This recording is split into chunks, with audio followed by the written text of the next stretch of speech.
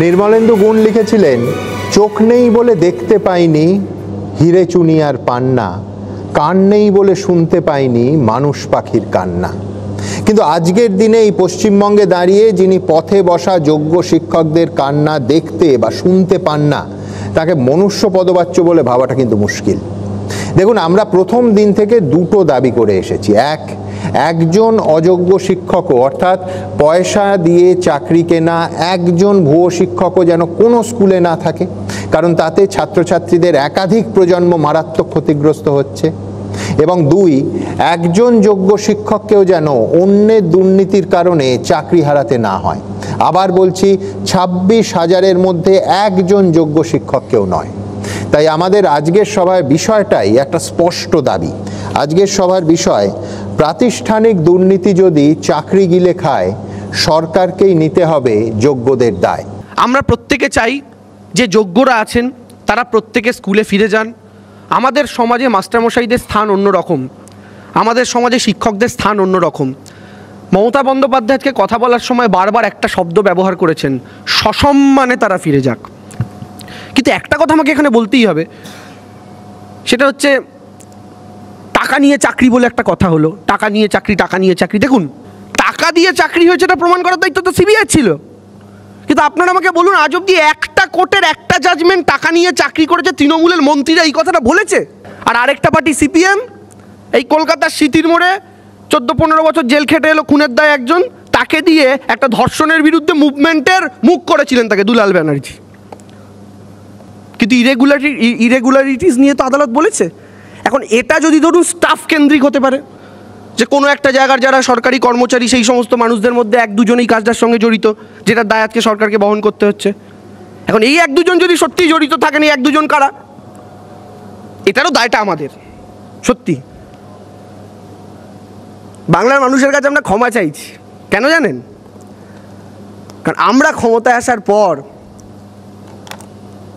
উচিত ছিল, হয়তো রাজনৈতিক দল হিসেবে আমি দাবিটা করতেই পারি, সরকার কি করবে, প্রশাসন, মুখ্যমন্ত্রী অনেক মানবিক, আমি বাংলার সাধারণ মানুষ হিসেবে এই দাবিটা করতে পারি, সিস্টেমের ভেতর চুরি করে, জোচ্চুরি করে, শুধুমাত্র হোল টাইম কমরেডের বউ হওয়ার জন্য কিংবা হোল টাইম কমরেড মহিলার স্বামী হওয়ার জন্য যারা সরকারি সিস্টেমগুলোতে ঢুকে রয়েছেন, তারা যেই কাণ্ডগুলো ঘটানি তার কি কোনো গ্যারেন্টি আছে? আপনি কেউ জানি? কেউ কিন্তু জানি না। আপনারা যদি 2011 সালে ক্ষমতায় আসার পর থেকে মমতা বন্দ্যোপাধ্যায়কে দেখেন, সম্ভবত ভারতবর্ষের একমাত্র চিফ মিনিস্টার যিনি প্রত্যেকটা অ্যাজিটেশনের, প্রত্যেকটা প্রোটেস্টারদের প্রতিনিধিদের সঙ্গে মিটিং করেছেন। আর সিপিএম, এই আরজি করে আন্দোলন হয়েছিল, জুনিয়র ডাক্তাররা আন্দোলন করছিলেন, জ্যোতি বসু ঢুকলেন, লাঠি দিয়ে ঠেঙিয়ে তুলে দিলেন। আর সিপিএমের মুখ্যমন্ত্রীদের সঙ্গে সোকল্ড সাধারণ প্রোটেস্টার, পলিটিক্যাল লোকেদের কথা বলছি না, সিপিএমের মুখ্যমন্ত্রীদের সঙ্গে সাধারণ প্রোটেস্টারদের মিটিংয়ের সংখ্যা বর্তমানে সিপিএমের আসন সংখ্যার সমানুপাতিক, 0। তো মুশকিলটা হচ্ছে, এটা ডিফারেন্স মমতা বন্দ্যোপাধ্যায়ের সঙ্গে বাকি রাজনৈতিক দলগুলোর, এটা হচ্ছে তফাৎ। আমার পরের বক্তা সিপিএম নেতা শতরূপ ঘোষ।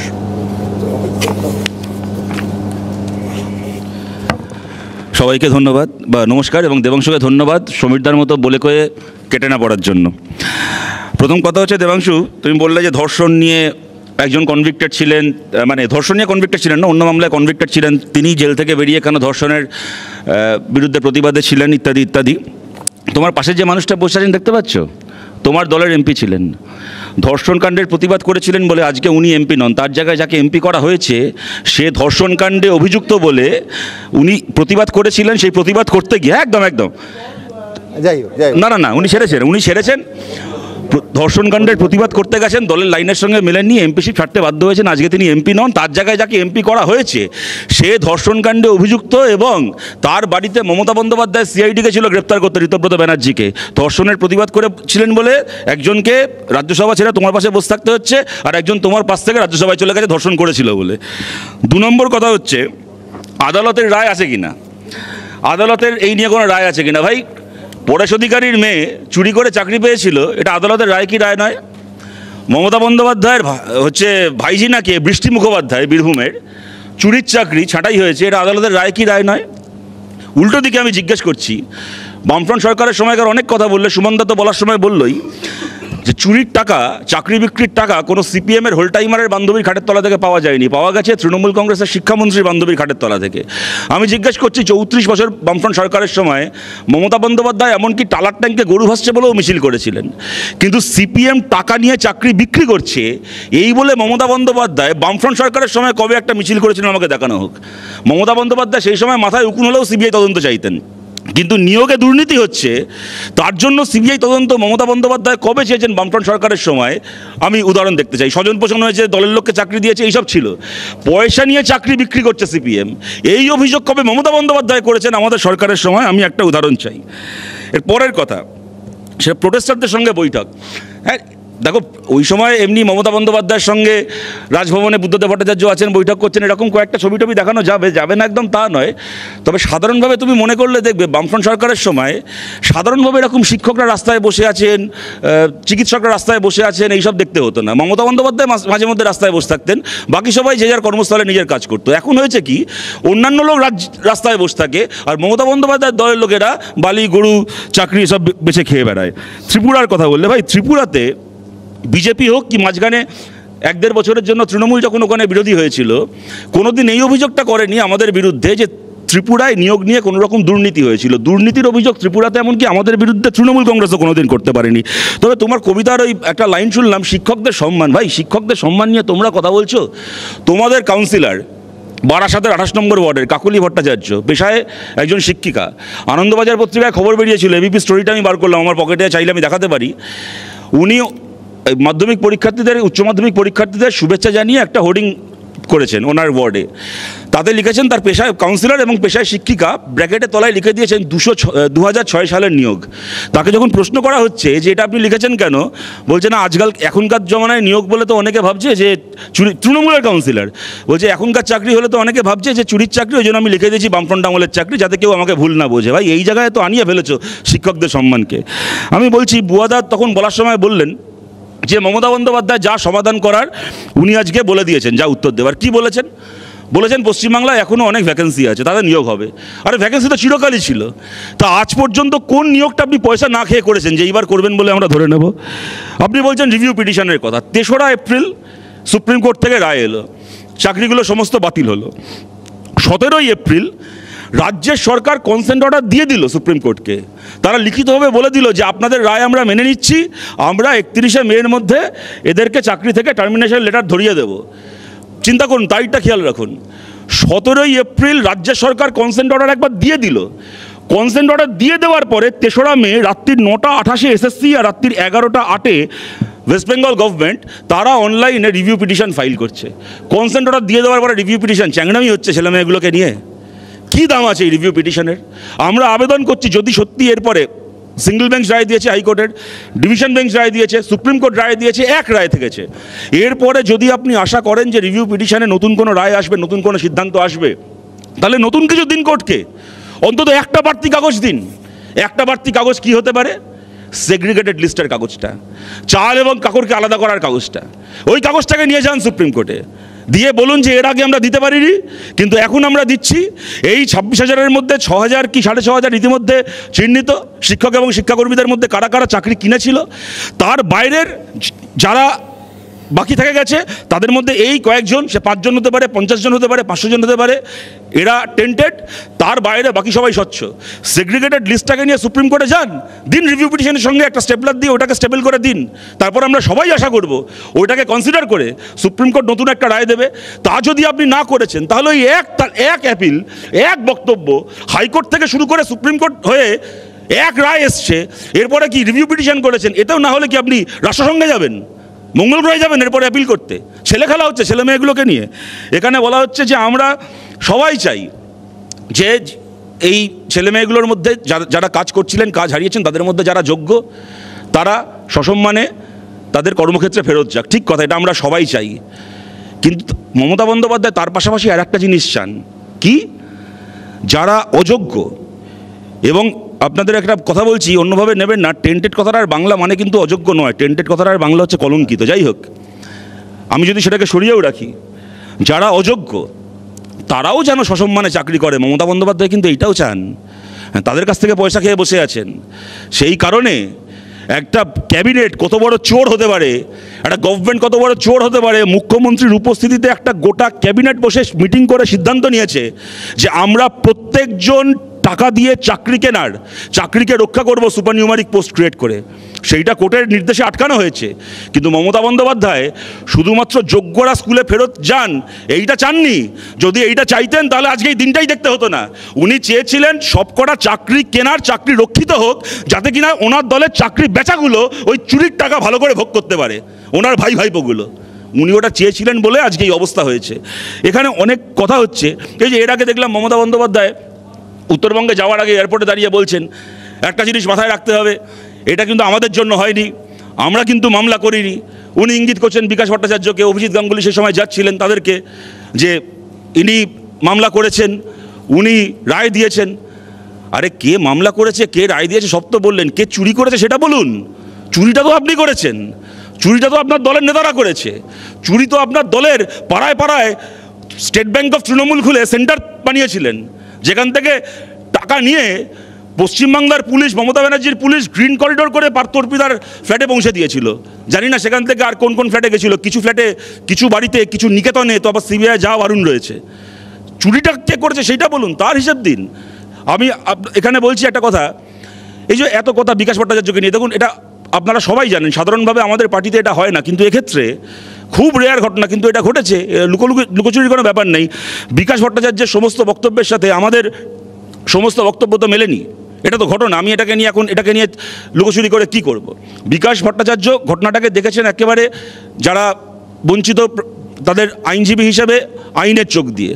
কিন্তু আমাদের কাছে এটা একটা শুধুমাত্র আইন নয়, আইন তো বটেই, কিন্তু একটা মানবিকতার প্রশ্ন যে ছেলে মেয়েগুলো কোনো দোষ করলো না, অন্যের দোষে তারা কেন শাস্তি পাবে। বাট হ্যাভিং সেড দ্যাট, আমি একটা কথা বলছি এখানে সুমনদা, আমি যদি তর্কের খাতিরে ধরে নিই যে বিকাশ ভট্টাচার্য কালকে মামলা থেকে সরে দাঁড়াবেন, তাহলে যে 22 লাখ ছেলে মেয়ে তারা পরীক্ষায় বসে তারা প্রতারিত, যারা বঞ্চিত, তারা কি মামলা প্রত্যাহার করে নেবে? বিকাশ না থাকলে আকাশ প্রকাশ কোনো না কোনো ভট্টাচার্য, কোনো না কোনো উকিল তো তার মামলাটা করবে। আজকে আমি পড়াশুনো করেছি, আমি চাকরির পরীক্ষায় বসেছি, আমি আমার মেধা দিয়ে সেটাকে কোয়ালিফাই করেছি, তারপর আমি দেখছি আমার ভাগের চাকরি অন্য লোক পয়সা দিয়ে করে বেড়াচ্ছে, তো আমি বসে বসে আঙুল চুষবো? আমি তার বিরুদ্ধে মামলা করব না? আমি তার বিরুদ্ধে কোর্টে যাব না? বিকাশ ভট্টাচার্য বলে যদি কোনো আইনজীবী না থাকতেন পৃথিবীতে, তাহলে কোনো না কোনো আইনজীবী তো সেখানে মামলা করতো। যদি কোনো আইনজীবী মামলা না করতো, সেই ছেলে মেয়েগুলো তো কোর্টে দাঁড়িয়ে বলতো যে এই দেখুন, এই আমাদের কাগজ, আমাদের সঙ্গে এই বঞ্চনা হয়েছে। তাহলে এখানে প্রশ্ন তো এখানে ব্যক্তি বিকাশ ভট্টাচার্য কি ফিরদৌস শামীম কি বিক্রম ব্যানার্জি কি সুদীপ্তর প্রশ্ন না। প্রশ্ন তো হচ্ছে এখানে যারা চুরি করেছে তারা শাস্তি পাবে, নাকি তাদের ভাগের শাস্তি যারা কোনো অপরাধ করেনি তারা পাবে। এবং যারা অপরাধ করেনি বলতে সুমনদা একটা কথা বলি, এখানে আমাদের ভাই রয়েছেন যারা আজকে শিক্ষক হিসেবে নিযুক্ত হয়েছিলেন, যাদের কোনো দোষ নেই, আজকে এই টানাপোড়েনে তাদের কাজ চলে গেছে। তাদের প্রতিনিধি হিসেবে আমি খুশি হতাম যদি যে 22 লাখ ছেলে মেয়ে প্রতারিত হয়েছে তাদেরও একজন প্রতিনিধি আজকে এখানে থাকতেন। তাদেরকেও যেন আমরা আমাদের এই বিতর্কে, আমাদের আলোচনায় ভুলে না যাই। বাড়িতে অসুস্থ বাবা মা কিন্তু সেই ছেলে মেয়েগুলোরও রয়েছে, যারা আজকে 7 বছর ধরে 8 বছর ধরে রাস্তায় বসে আছে। তাদের বাবা মায়েরও হার্টটা কিন্তু স্টিল দিয়ে তৈরি নয়, তাদের বাবা মায়েরও কিন্তু হার্ট অ্যাটাক হয়, তাদের বাবা মায়েরও কিন্তু ব্রেন স্ট্রোক হয়। সবার ব্রেনে কিন্তু মমতা বন্দ্যোপাধ্যায়ের মতো সিপিএম বোম মারেনি, তাদের বাবা মায়েরও ব্রেন আছে, তাদেরও কিন্তু ছোট ছোট ছেলে মেয়ে রয়েছে, তারাও কিন্তু স্কুলে পড়ে, তাদেরকেও কিন্তু বাড়ির বাজার করতে হয়। আজকে সেই ছেলে মেয়েগুলোও কিন্তু বছরের পর বছর রাস্তায় বসে আছে। তাদের কি হবে? তারা জাস্টিস ডিজার্ভ করে না? তাদের জাস্টিস পাওয়ার কথা নয়? তাহলে একটা কাজ করা হোক, বিকাশ ভট্টাচার্য মামলা করেছে কেন, অভিজিৎ গাঙ্গুলি রায় দিয়েছে কেন, ছেড়ে দিন। অভিজিৎ গাঙ্গুলি তো এখন এমপি হয়ে গেছেন, তার রায় দেওয়ার জায়গায় নেই। বিকাশ ভট্টাচার্য মামলা থেকে সরে যাবে। দেবাংশু একটা কাজ করো ভাই, মমতা ব্যানার্জিকে বলে এই 22 লাখ ছেলে মেয়েকে ফাঁসি দিয়ে দেওয়ার ব্যবস্থা করো, যাও। আর মামলা করার কেউ থাকবে না, কেউ থাকবে না। যারা বঞ্চিত, যারা আজকে 7 বছর ধরে 8 বছর ধরে এই নরক যন্ত্রণা ভোগ করছে, তাদেরও অনেকের কম বয়সে হার্ট অ্যাটাক হয়ে গেছে, তাদেরও অনেকের পরিবার ভেসে গেছে। মেরে ফেলো একেবারে 22 লাখ ছেলে মেয়েকে, গুলি করে দাও, ফাঁসি দিয়ে দাও, আর কেউ মামলা করার থাকবে না। টাকা চুরি করেছো, ভালো করে টাকাগুলোকে ভোগ করো। লজ্জা করে না? এত কিছুর পরে, এই ক্রাইসিসের পরে দাঁড়িয়ে এই সমস্ত ফালতু অজুহাত দিয়ে যাচ্ছে একটা সরকার, একজন মুখ্যমন্ত্রী বলছেন আমাকে সুপ্রিম কোর্টের রায় মানতে হবে। আপনি কেন তাহলে নেতাজি ইন্ডোর স্টেডিয়ামে বলেছিলেন? সুপ্রিম কোর্ট তো পরিষ্কার বলে দিয়েছিল। ঠিক কথা, আপনাকে সুপ্রিম কোর্টের রায় মানতে হবে। আপনি কেন নেতাজি ইন্ডোর স্টেডিয়ামে দাঁড়িয়ে বলেছিলেন যোগ্যদেরটাকে আমি আগে দেখে নিই, তারপরে অযোগ্যদের তোমাদের ব্যাপারটাও আমি দেখছি? কে আপনাকে বলেছিল? কোন সুপ্রিম কোর্ট আপনাকে বলেছিল অযোগ্যদের ব্যাপারটা দেখতে? এই অযোগ্যদের ব্যাপার দেখতে গিয়ে যোগ্যগুলোকে রাস্তায় বসিয়েছেন। আপনি অযোগ্যর ব্যাপারগুলোকে দেখছেন, নাকি অযোগ্যগুলোর টাকা আপনার দলের যে নেতার পকেটে আছে সেই নেতাগুলোকে দেখছেন? কাকে বাঁচাচ্ছেন আপনি? কাকে রক্ষা করছেন আপনি? দেখুন, যা হয়েছে পশ্চিমবাংলায় আমরা সবাই জানি, কি ঘটেছে আমরা সবাই জানি। কুণালদা যে কথাগুলো বললেন আমি অত্যন্ত মন দিয়ে শুনেছি। ভারতের এডুকেশন সিস্টেম কেমন হওয়া উচিত, সেন্ট্রালাইজ হওয়া উচিত না ডিসেন্ট্রালাইজ হওয়া উচিত, এটা একটা অন্য ডিবেট। ডেফিনেটলি সেই ডিবেট যদি কোনো দিন হয়, সেই নিয়ে অনেকেরই অনেক কিছু বলার আছে। আমরা বামপন্থীরা আমরা বলতে পারি, আমরা তো মনে করি শিক্ষা পুরোপুরিভাবে স্টেট লিস্টে থাকা উচিত। আমরা তো কনকারেন্ট লিস্টে যখন এমার্জেন্সির সময় নিয়ে যাওয়া হয়েছিল আমরা তো বিরোধিতা করেছিলাম, আজও আমরা তার বিরোধী। আমরা তো দেশের একটা সেন্ট্রাল এডুকেশন সিস্টেমে আমরা বিশ্বাস করি না। কুণালদার প্রস্তাব হচ্ছে সেটা আরও লোকালাইজড হোক, সেই ব্যবস্থা আমাদের দেশে রয়েছে। বহু এখন তো ডিমড ইউনিভার্সিটি অটোনোমাস ইউনিভার্সিটি হয়ে গেছে, যা কিনা ডিস্ট্রিক্ট স্পেসিফিকও নয়, ক্যাম্পাস স্পেসিফিক এডুকেশন সিস্টেম আমাদের দেশে রয়েছে। সুতরাং এটা একটা অন্য ডিবেট কুণালদা। কিন্তু আমি এইটুকু বলতে পারি যে আজকে মনে করুন একটি হাসপাতালে আমি আমার বাবাকে কালকে নিয়ে যাব চিকিৎসা করানোর জন্য, হার্টের একটা সার্জারি করানোর জন্য। আমি যদি জানি যে সেই হাসপাতালে 10 জন ডাক্তারবাবুর মধ্যে 7 জন যোগ্য, কিন্তু 3 জন টুকে পাস করা ডাক্তারবাবুও রয়েছেন, কিন্তু আমি জানি না সেই 3 জন কারা। আপনি বলুন কুণালদা, আমি কোন ভরসায় আমার বাবাকে ওই হাসপাতালে নিয়ে যাব? সেখানে যতই ডক্টর কুণাল সরকারের মতো 7 জন যোগ্য চিকিৎসক থাকুন না কেন, কি হবে লটারিতে যদি আমার বাবা ওই টাকা দিয়ে চাকরি পাওয়া কি টুকে পাস করা শিক্ষকের ছুরি কাছির তলায় পড়ে? আমি কোন ভরসায় করব বলুন তো? তা আমি তাহলে কোন ভরসায় আজকে, আর যদি আমার একটা সন্তান থাকতো, আমি কোন ভরসায় তাকে এই পশ্চিমবাংলার এডুকেশন সিস্টেমের মধ্যে আজকে তাকে প্রবেশ করাতাম, যেখানে আমি জানি না যে আমার বাচ্চাটা যখন ক্লাসে গিয়ে বসবে সেই ক্লাসে কোন শিক্ষক যোগ্য আর কোন শিক্ষক টাকা দিয়ে চাকরি কেনা? এইটাকে সেগ্রিগেট করবে না আমাদের সরকার? তারা আইন আনবে যে আমরা নতুন করে সুপার নিউমারিক পোস্ট ক্রিয়েট করে টাকা দিয়ে চাকরি কেনাদের চাকরিকে রক্ষা করব? দেখুন, আমি আমার কথাকে শেষ করছি একটা কথা বলে। আমি যখন ওনাদের মঞ্চে গেছিলাম আমি তখনও বলেছি, এবং এটা আমার বক্তব্য নয়, এটা আমাদের বক্তব্য, এই নিয়ে কোনো সন্দেহ নেই। এখানে আমি সজলদার সঙ্গে একমত, এখানে আমি দেবাংশুর সঙ্গে একমত, যে আমি জহরদার সঙ্গে, কুণালদার সঙ্গে, আমি প্রত্যেকের সঙ্গে একমত। যে কোনো সুস্থ মানুষের মনেই আমার বিশ্বাস এই প্রশ্ন থাকবে যে যারা একবার তারা পরীক্ষা দিয়েছেন, দিয়ে কোয়ালিফাই করেছেন, আজকে 10 বছর পরে তাদের জীবন এখন একটা অন্য খাতে বইছে, তারা ওই প্রত্যেক দিন বসে ওই পেপার সলভ করা, মক টেস্ট দেওয়ার ওই সিস্টেমের থেকে বেরিয়ে গেছেন, আজকে 8-10 বছর সেটাকে পেছনে ফেলে এসছেন। আজকে কোন মানসিক প্রস্তুতি নিয়ে তারা সেই পরীক্ষায় বসতে তাদেরকে বাধ্য করা হবে, এই নিয়ে কোনো সন্দেহ নেই। আপনি যদি জিজ্ঞেস করেন, আমি জানি না কার কেমন লাগবে, কিন্তু আমি মনে করি এটা অন্যায় হচ্ছে এই ছেলে মেয়েগুলোর সঙ্গে। তাদেরকে যদি আবার বসতে বলা হয় পরীক্ষায়, কিন্তু তাদেরকে বলতে হতো না যদি রাজ্যের সরকার তার কাজটা করতো। কিন্তু আমি যে কারণে কথাটা বললাম, আমি আপনাদের কাছে এটা প্রশ্ন রাখছি, আপনারা বিবেচনা করুন, যদি নতুন করে নিজের যোগ্যতা প্রমাণের পরীক্ষায় আজকে কাউকে বসতেই হয়, তাহলে এই ছেলে মেয়েগুলোর আগে সিবিআইয়ের ওই অফিসারগুলো কেন নতুন করে যোগ্যতা প্রমাণের পরীক্ষায় বসবে না? ওই সিবিআই অফিসারগুলো পয়সা দিয়ে চাকরি পেয়েছে কিনা আমাদের জানতে হবে। নাহলে কি ম্যাজিক রয়েছে যে সারদা থেকে শুরু করে, নারদা থেকে শুরু করে, গরু থেকে শুরু করে, কয়লা থেকে শুরু করে, বালিপাচার থেকে শুরু করে চাকরি বিক্রি পর্যন্ত একটা মামলার তদন্ত শেষ হয় না? 10টা মামলার ক্ষেত্রে আমরা শুনি নাকি প্রমাণ লোপাট হয়ে গেছে। নারদার মামলার কি প্রমাণ লোপাট হয়েছে বলুন তো? কি প্রমাণ লোপাট হয়েছে নারদার মামলার? পয়সা খাওয়ার ভিডিওগুলো এখন নেই, তারপরও কেন সেই মামলাটা পর্যন্ত শেষ হলো না? আজকে 10 বছর হয়ে গেল। তাহলে কেন আজকে সিবিআইয়ের এই অফিসারগুলোকে এই প্রশ্নের সামনে দাঁড়াতে হবে না যে ভাই আপনারা টাকা দিয়ে চাকরি পেয়েছেন নাকি চাকরি পাওয়ার পরে টাকা খেয়েছেন, যে কারণে আপনারা আপনাদের কাজটা করতে পারেন না, তার জন্য যাদের কোনো দোষ নেই, যাদের কোনো অপরাধ নেই, তাদেরকে এই নরক যন্ত্রণার মধ্যে দিয়ে যেতে হচ্ছে। আপনারা সবাই বিচার করবেন, আপনাদের সবার কাছে আবেদন রইল। ধন্যবাদ। ধন্যবাদ শতরূপ। দেখুন, শাসক এবং বিরোধী দুপক্ষই সিবিআই এবং ইডির তদন্ত নিয়ে অসংখ্য প্রশ্ন আমাদেরও আছে, একেবারে নির্দিষ্ট করে প্রশ্ন তুলল। শতরূপের সঙ্গে একটা জায়গায় সম্পূর্ণ একমত, টেইন্টেড আমরা বলি, অযোগ্য বলছি, কিন্তু আক্ষরিক অর্থে বাংলা করলে সেটা দাঁড়ায় দাগি। আমি বলছি আর কতভাবে এই ছাত্রছাত্রী পড়িয়ে যারা মানুষ গড়ার কারিগর সেই শিক্ষক শিক্ষিকাদের অপমান করা যায়। ভাবুন একজন যোগ্য শিক্ষক এই দামাদলে যে চাকরিটা হারালো, প্রতিদিন তার প্রতিবেশী আত্মীয় স্বজন এমনকি ওই ছোট ছোট কাচারা ছাত্রছাত্রীদের সামনে সে যখন যাচ্ছে তো সোশ্যাল ট্যাবুর জায়গা নিচ্ছে এবং ক্রমশ এটা বাড়ছে। আমি আরেকটা জায়গায় একমত যে নিঃসন্দেহে একজন অযোগ্য, একজন ভুয়ো, একজন পয়সা দিয়ে চাকরি কেনা মাস্টারমশাই সিস্টেমে শুধু প্রজন্মকে ধ্বংস করছে তা নয়, অসংখ্য যোগ্য শিক্ষক শিক্ষিকা ওই চেয়ারে বসার জন্য যারা সম্পূর্ণ যোগ্য, যারা মেধাবী, যারা হয়তো বছরের পর বছর পরিশ্রম করছে তাদের কার্যত বঞ্চিত হয়ে আক্ষরিক অর্থে রাস্তায় বসিয়ে তবে ওই ভুয়ো জায়গাটা পেয়েছে।